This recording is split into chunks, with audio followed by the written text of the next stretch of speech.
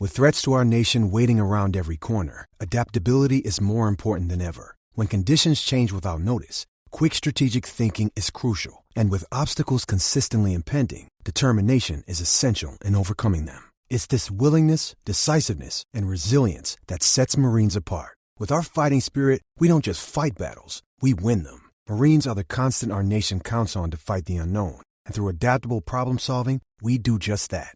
Learn more at marines.com.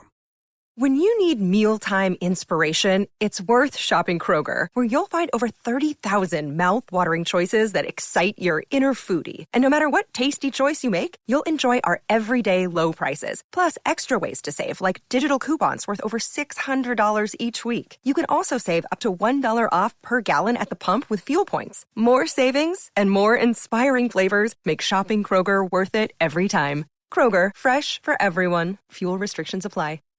Hello and welcome to AI Scouted and our continuation of our Euro 2024 coverage. I'm Dave Hendrick, joined as always by Mr. Karl Matchett. How are you, sir? With severe concerns for both yours and Guy's voice.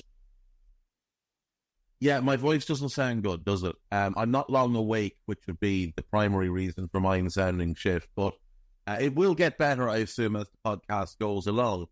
We are recording on Tuesday for Wednesday due to time constraints.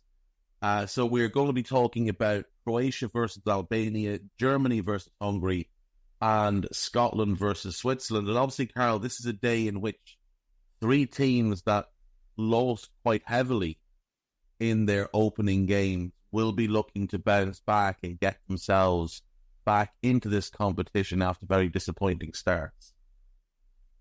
Yeah, good way to look at it, to be fair. I guess if we look at the first match first, Croatia were pretty desperate in large parts. You know, they had some possession at time against Spain, and they had some moments where they looked like they could create stuff, but by and large, they had no answer. Created a few things against a defence that we spoke about several times and said it was not the best looking defence. We had severe concerns over it against better teams, better organised teams, higher quality teams, more mobile teams, but not a lot of that applied to Croatia in their first game. No, it didn't at all. They did have some moments, but those moments tended to come when Spain were already very, very comfortable and had the game in hand. The Albanians, though, I mean, they gave the Italians a big shock, obviously scoring very, very early, but then did concede two quick enough goals at the 11th, 16th minutes and didn't manage another shot on target. But I felt like they gave a good account of themselves, even though they never really looked like they were going to trouble the Italians and get back into it. What did you make of Albania in that first game? Because they're obviously one of the teams that came into this competition as the kind of uber underdogs. They probably had one of the lowest sets of odds to win the competition. But what did you think of them? First and foremost, a little more ragged defensively than I was expecting. Obviously, they've got plenty of aggressive players there, but I thought Italy did manage to open up the gaps between the defence quite easily at times, especially between centre-back and full-back. A handful of players really quite impressive, to be honest, in the technical and physical aspect. I thought Asllani had a pretty decent outing. But basically, I am left wanting much, much more from them going forward. I don't think Broja had a very good game. I don't think Broja's had a very good couple of years, shall we say. I thought probably they could have made a few changes earlier, Remonage probably being one of those who should have come on beforehand. But they had obviously a tremendous start, and that gave them something to hold on for, whether they would have held out better had they not scored within seconds, if you know what I mean. Like, it was almost like, right, we've now got to defend for 90 minutes as soon as that went in. If they'd have taken the lead, let's say, on 10, would Italy have come out quite so fast and furious to get back on terms? I'm not sure. Like, Italy played really well for like 15 minutes after conceding that first goal. And Albania couldn't really live with the movement. But if it was just a normal going behind event rather than a mistake 10 seconds into the tournament, not just into the match, would they have gone all out like that? Maybe they would have said, all right, just regroup and, play our way, keep playing a bit slower than they would have done otherwise, and maybe Albania would have benefited from that. don't want to go too cliche and say, Ron Atkinson-esque, they scored too early, but probably they did. So I think there's maybe a bit more to come from them against a team where is a bit closer to their level, because Italy obviously individually have lots and lots of talent, but I'm not sure that they're going to get too much change out of Croatia either, because in this instance you would expect Croatia going to have much more of the ball. That's going to benefit people like Modric, obviously much more than the lots and lots of running he had to do last time out. Modric had a fairly good game, I thought, in terms of like trying to drag Croatia a bit further upfield sometimes and being the one who could link between midfield in his own half and the forward line, sort of 30 yards into Spain's half. So maybe a bit more beneficial from them. Probably you get Guardiola and Stanisic forward a lot more than they managed to. But Croatia still needs more from a few of their other players, like Brozovic, downright poor, I thought. Didn't really get too much out of the forwards themselves. Whether Perisic comes in and starts this one or not sure, but I still think they need more, even from people like Lovren Mayer. You're always left wanting a bit more from Croatia. Yeah, I'd agree with that. I think you're right. I think Albania flat out did score too early, and it was almost like they had programmed themselves during their build-up that if we get ahead in the game, we immediately drop into a really deep block, and that's just what we're going to do. And they score, like you say, 10 seconds in, and immediately just drop into that really deep block and show no real ambition from there on until they go back behind, and then they have to try and fight back into the game from behind. But they've already kind of put themselves in the mindset of clinging on to a lead that's no longer there. I thought that was really their downfall. Like you, I think if they could have kept it tight up until close to half-time and then scored, got to half-time and been able to regroup, I think we could have seen a very interesting second half. But I just feel like that's probably what they'd prepared themselves to do. I wasn't impressed by the two centre-backs. I think Jim City's fine in the 3. Don't like him at all in the 2. And Ajeti next to him, I wouldn't be a fan of. The Croats, though, I do agree. I think there was a couple of decent performances from their lads in the game against Spain. But Brozovic was terrible. I thought the front 3 were absolutely awful, if I'm honest. And I do, like you, wonder if maybe there's a change or even 2 that can be made in that forward line, because you're just not getting anything out of Budimir or Kramaric at this point. So maybe bringing Perisic back in on the left for a bit more natural balance, because Kramaric doesn't really want to play that role. He's always drifting central. And then maybe try and figure out what you want to do with the number 9 position. Maybe put Kramaric as the 9 and put Perisic on the left. You might get more, but there's definitely more to come from that team. But one of the players they absolutely need to step up is Brozovic.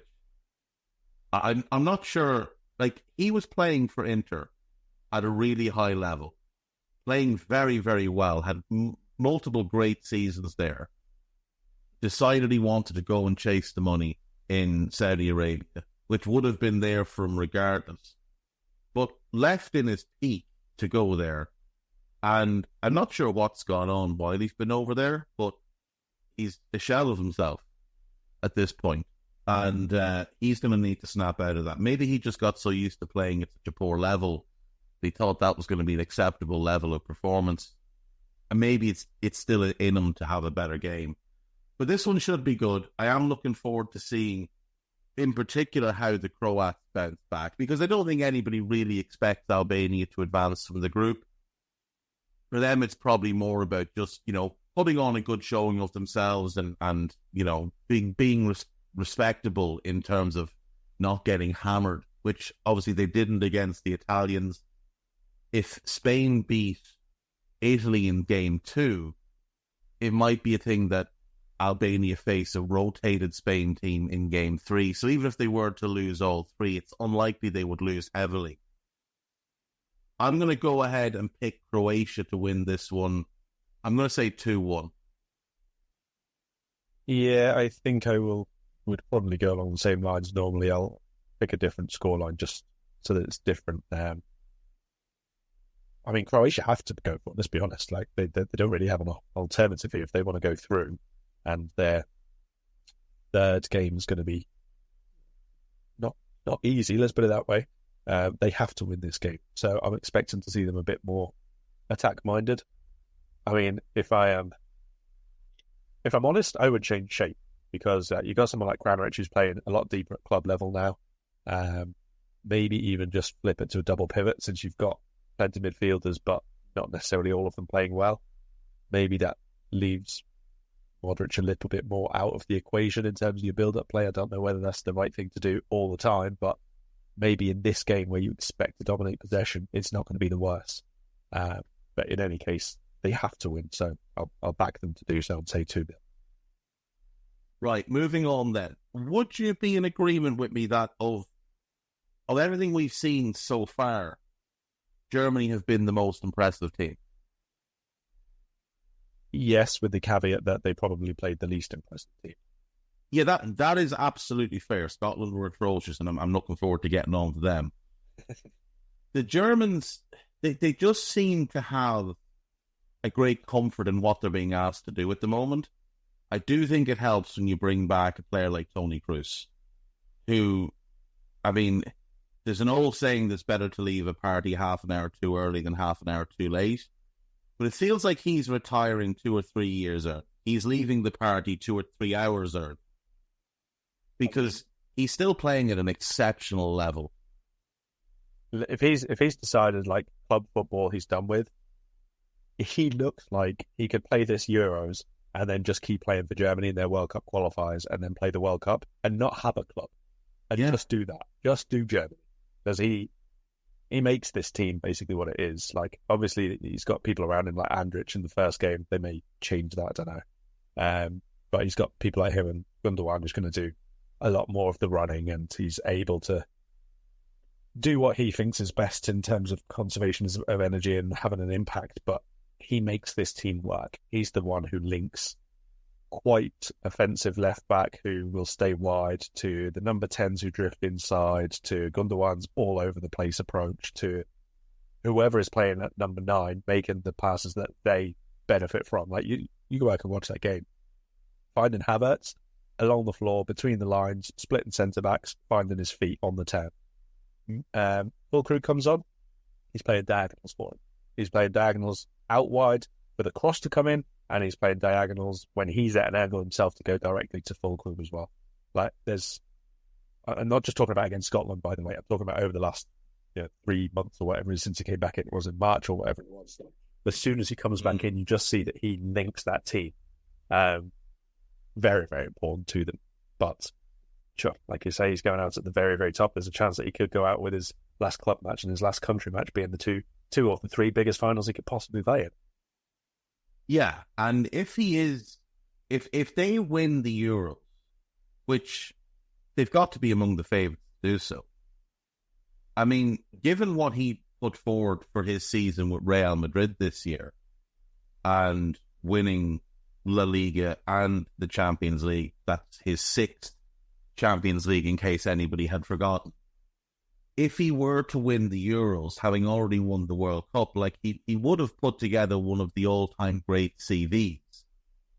He's got 4 La Liga titles. He won 3 Bundesligas with Bayern. Like I say, so that's 7 league titles, 6 Champions Leagues, a World Cup and a Euros. But if he puts together this season of La Liga, Champions League, where he was arguably the best player throughout that competition, and a Euros in which if Germany are to win, he is going to be the best or one of the best players, I think there's a real case to give him the Ballon d'Or.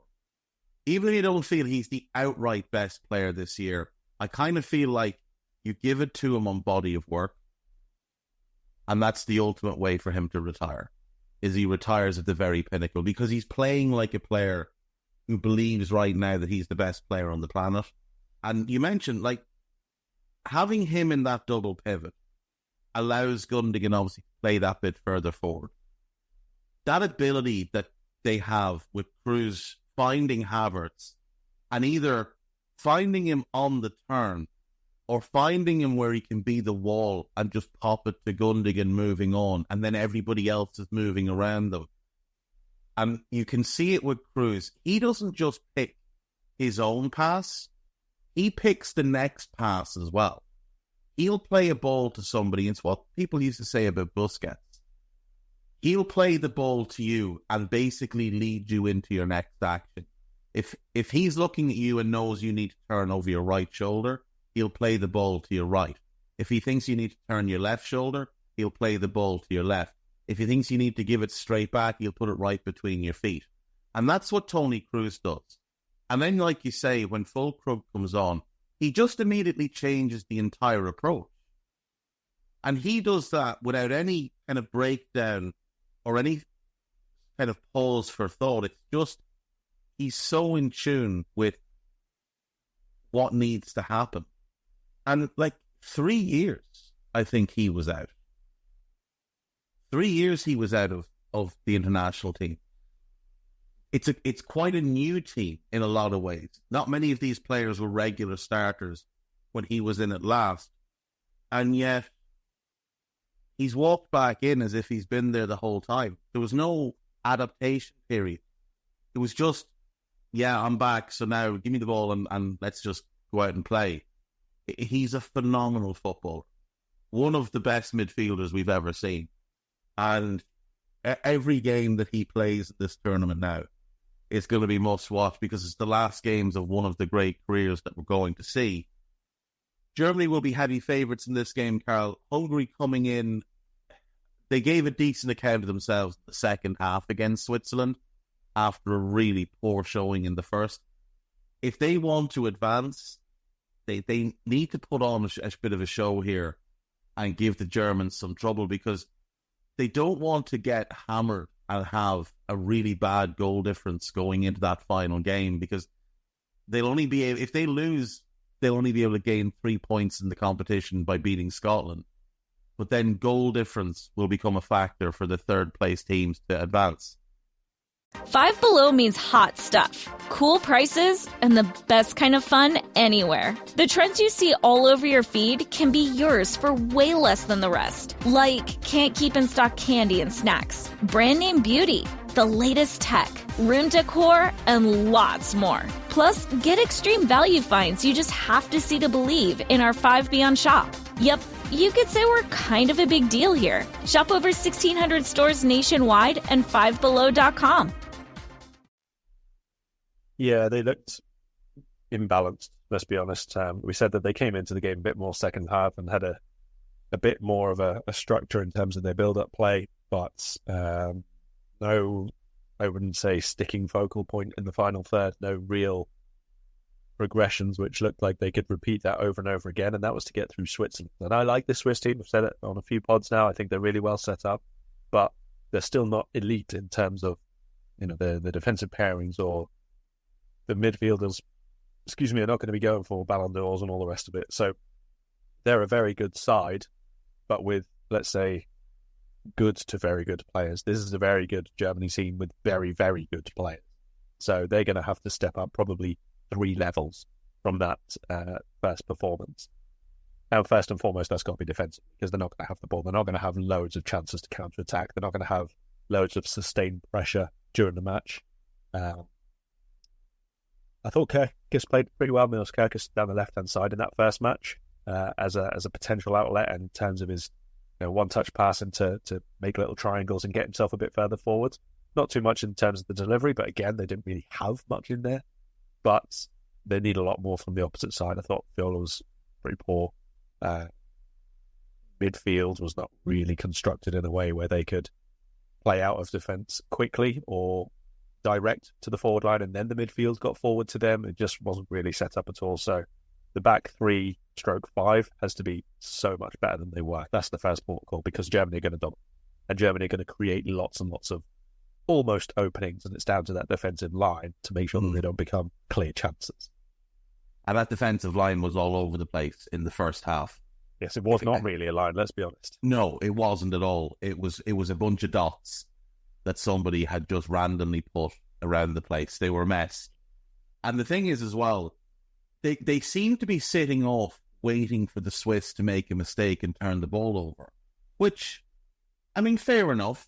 You know, it's not like the Swiss are the elite of the elite, but they've still got a lot of very good ball players in that team, and Granit Xhaka himself is coming off a great season with Leverkusen, obviously. So while he had plenty of the ball in the first half, the Swiss weren't really in danger of turning it over all that much. Second half, they were more aggressive. But if you were going to sit off and wait for the Germans to give you the ball away, you might never touch the ball. Because Kroos, Gundogan, Havertz, and obviously Wirtz and Musiala, these are high-level technical players who have really good first touches, really good awareness, and make good decisions. They're clever players as well. They match high-level ability with high-level footballing IQ. So if you're sitting back waiting for the Germans to give you the ball, the only time you're going to get the ball is when you're picking it out of your own net. Because if they have that much of the ball and you're putting no pressure on them, like if Toni Kroos is standing 10 yards inside the Hungarian half, able to just pick and choose what he wants to do with nobody coming to press him, you're going to be in trouble. If Florian Wirtz and Musiala are advancing into the half spaces and picking the ball up with no pressure on them, you're going to get absolutely torn to shreds. So the Hungarians massively need to up their game. I don't think they're capable of beating this German team, but I do think they're capable of harrying them, harassing them, pressuring them, and pushing them back a little bit and getting them playing off the back foot, which will make it more difficult and should lead to a couple of counter-attacking options. But counter-attacks are going to have to be where they live. So the likes of Kerkez, the likes of Zalai, the likes of Szoboszlai, they're going to have to put in big shifts of 50 and 60-yard sprints to get up and down with those counters. I'm going to back the Germans to win. I'll go 3-1. I will go slightly more adventurous. I will say they'll be firing on all cylinders again. Whether that's peaking too early or not, I don't know. 4-1 to Germany, maybe even a 4-0. I would say the only thing I would advise that they do is make sure that Hendrick gets booked and miss the group stage, because that man is not getting all the way. Sorry, missed the group stage finale, I should say, because that man is not getting all the way through to the quarters without another yellow. No, definitely not. Robert Hendrick loves the yellow card. So, yeah, get him booked for something, late on in the game. He can sit out the Swiss game then, and then he's back for the next round.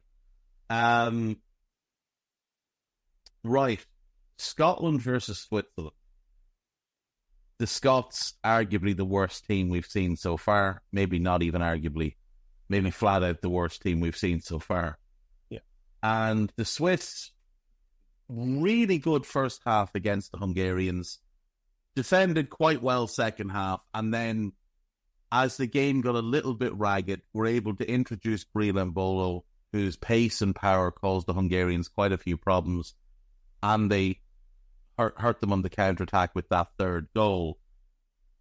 Scotland are not going to want the ball, which I think will play right into the Swiss hands, because I think they're very happy to have the ball. They're very happy for Xhaka to run the game.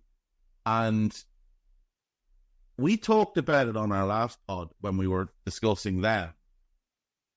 And we were talking about the attack and who's going to get the goals for them. And we talked about a number of their forward players. And the one we didn't talk about was Kwadwo Dua, who got the first goal against Hungary. And I was quite impressed with what I saw from him. Thought he led the line well. Thought he showed good striker's instincts. And coming off a pretty successful season with Ludogorets, he seems full of confidence. That was obviously his second cap against the Hungarians. This will be his third. I wouldn't be at all surprised if he grabs himself another goal here, because I think he showed enough to suggest that he's never going to be a top player. I mean, he's already 27, but I thought him with Ndoye kind of floating behind, I thought that combination with their pace and their ability to run the channels, it looked quite promising. Yeah, I thought that they had good movement there off the ball. I think they played well when it was into feet and then quick turn around the corners. That's where they got quite a lot of early success from, and another runner off. Plenty of times we saw the wing-backs getting forward quite high, but then not really going, let's say, into the area behind the fullback to the byline. It was actually one of the sort of wide forwards coming in and doing that job for them, sort of thing. So they were still set up well behind the ball, but still got to those dangerous areas for the cutbacks. It might be Ndoye who misses out. He's got like a minor knock apparently, so he may be out. But even so, they've got players who can still play that role really well. We've seen Dooney do it, we've seen Vargas do it, so no major concerns for them on that regard. Scotland, I mean, obviously they're going to have to make at the very least one change because Ryan Porteous is playing again in this tournament. He's got a 2-game ban, and which even that is pretty generous, I think. But it does mean that he can't play anymore in the group stage, and doesn't look like Scotland are going to go through at this point unless they really, really step up. So we do have to qualify what we said about Germany, but in reverse. Scotland did look the worst team, but they also played the team who looked best. Even so, there's a mountain to get better at. Like, they were poor on the ball, they were poor at moving up in a line when they cleared the lines, they were not great offset pieces, defending them even. Like, playing a back three was not necessarily closing out spaces or allowing them to man mark or track runners. They were terrible at. The centre midfielders didn't really get involved enough. So, quite aside from the fact that you've got to replace the person who's supposedly anchoring the defence, you need to make sure that the partnerships are far, far better in around them and in front of them as well. So they've got to be a lot more aggressive in central midfield. If there's McGregor, McTominay, Christie again, then fine, but you've got to get much more out of them. Christie's been really good in central midfield this season, but in a ball-playing way. He's not been like a defensive protector. He's been someone who can link play, move it quickly, make those shuttle runs into the channels, make himself either a third attacker or an overlapping wide man, and then back into the centre. So try and get the use out of him there. If they're going to be bold and play Billy Gilmore to get a bit more foot on the ball and a bit more control, then fine. But again, you have to enable that, let's say, by making sure McTominay or McGinn or McGregor, whichever ones are around him, are super aggressive and super in players' faces to give him that space to do what he's good at.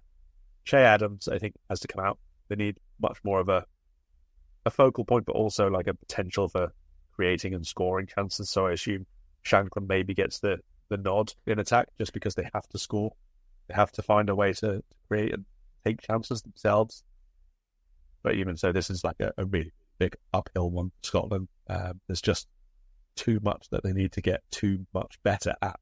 I mean, Switzerland are, I think, in a pretty good shape. I think they've got good options as well. So I will go for a 2-0 Swiss win. Yeah, big decisions ahead for the Scots. I mean, you've got the decision to make up front. Like you, I think Shankland should come in for Adams. The issue with their midfield is that they're all, well, Christie's very good on the ball. McGregor's very good on the ball. McGinn is very good on the ball. McTominay's not. He's very good off the ball in terms of going box to box. None of them are particularly good defensively. Like, McGregor does play that number 6 role for Celtic, but he's there more as a ball-playing hub. And he is a little bit past his best, and just even physically, he has started to decline. So he's not a real ball winner in there. Neither's McTominay, neither's McGinn, neither is Christie, and neither's Billy Gilmore if he's coming in. So the issue they have is that there's just nobody that can really protect that defence. And we saw the Germans, how easy it was to play through midfield. Long before the red card wasn't the reason for that. And even when they, just packed back in to a back 5 with 4 in front and no forward player, they still had big holes everywhere because there's just not a real defensive presence in that midfield. And they don't have one available to them. Big question mark over who comes in for Porteous. I mean, Grant Hanley is an option. Personally, I wouldn't even have brought him along because I think he's been dreadful for a couple of years now. Scott McKenna, he had a weird season and ended up on loan with FC Copenhagen. But I do quite like him. I think he's decent. I suppose Liam Cooper is the other option. He couldn't getting the first team at Leeds this past season. So, they're not ideal options. This is unfortunately what nations like Scotland have to deal with, is that there's talent in the squad. There's just not a whole lot of talent that really fits together. I'd like to see them be a bit more adventurous and a bit more aggressive, and maybe bring someone like a Tommy Conway on, who's, a goal-scoring wide player, and play him instead of one of the 4 central midfielders that they're playing in front of their back 5. But I don't think they'll be brave enough to do it. One player they need to get themselves in a position where they can do that from 70 minutes on. Yeah, I mean, that's fair. I mean, they should, if they get themselves to that point, either level or maybe just 1 goal behind, and then you throw on a couple of attacking players. Yeah. Maybe someone like Stuart Armstrong, who, can get you a goal every now and then, as well as somebody like Tommy Conway, who I think is going to be a big part of their future. But I just don't see Steve Clarke, moving away from this defensive approach, which isn't actually very good defensively. I expect the Swiss to win as well. I mean, you mentioned the fact that Ndoye might miss out. But as you said, there's multiple options of players that can play that role. I mean, you mentioned Amdoni, he came on the last day. Noah Okafor could play that role, and I think it would suit him very well. They could play Shaq. I think Shaq is more likely to see minutes off the bench in this one, but maybe he'll start. Maybe this is the one he starts and then he sits for the next one and comes off the bench, having not played at all in the opening game. Well, the Swiss will be fully aware that a win here puts them through, and they will go out for the win, because that then allows them to rest everybody against the Germans. I'll go 3-1 to Switzerland, so same margin of victory as you, but I'll have Scotland get themselves a late consolation, and maybe it'll actually be a Scottish goal scorer this time, and wouldn't that be nice? This is Dave Hendrick, first thing in the morning. Yeah, this is me first thing in the morning. Right, folks, we will leave it there. We will be back on Thursday, where we will be continuing with the second match day, I suppose, even though it's spread across 5-6 days. I'm enjoying the competition so far, though, Karl, I have to say. What about you?